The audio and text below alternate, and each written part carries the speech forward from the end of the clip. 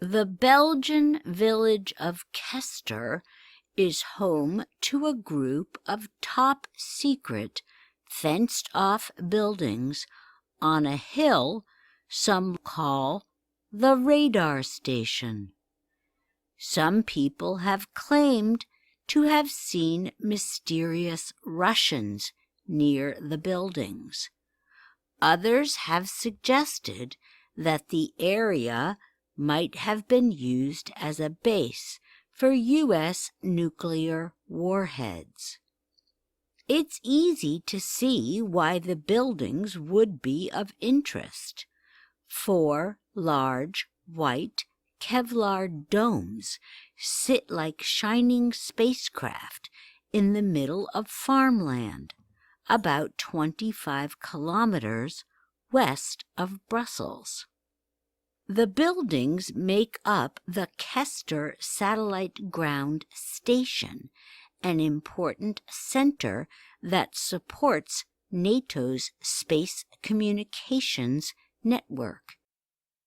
It is the biggest and most modern of 4 stations the military alliance runs. Satellites are important to NATO. More than half of the 2,000 satellites orbiting Earth are operated by NATO countries. The satellites make sure everything is connected, from mobile phone and banking services to weather forecasts. NATO commanders in places like Afghanistan or Kosovo use some of them to navigate, communicate, share intelligence, and identify missile launches. This week, the Kester Satellite Ground Station will be part of a new defense organization.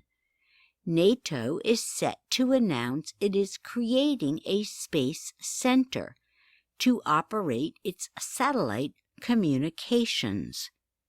It will also assist in important military operations around the world. In December, NATO leaders declared that space was the alliance's 5th domain of operations, after land, sea, air, and cyberspace. Starting Thursday, NATO defense ministers will begin 2 days of discussions. During the talks, the ministers are expected to approve plans for the new space center to be based at NATO's Air Command in Ramstein, Germany.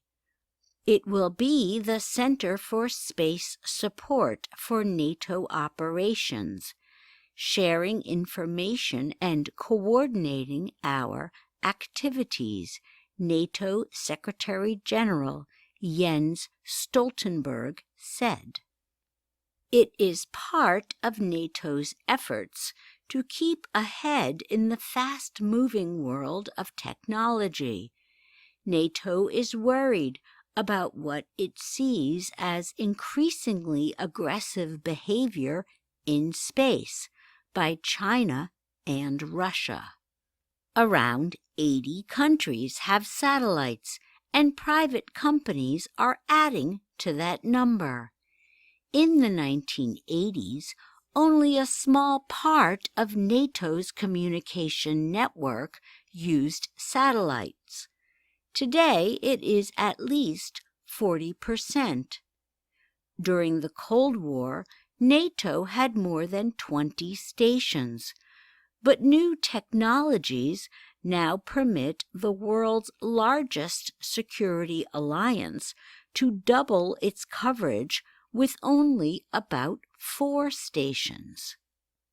At Kester, 4 satellite dishes beneath Kevlar domes connect NATO's civilian and military headquarters in Belgium to other operations around the world. The dishes send information and images from across Europe and Africa into space above the equator, where satellites owned by allies like the United States, Britain, France, and Italy orbit. NATO itself does not own any satellites.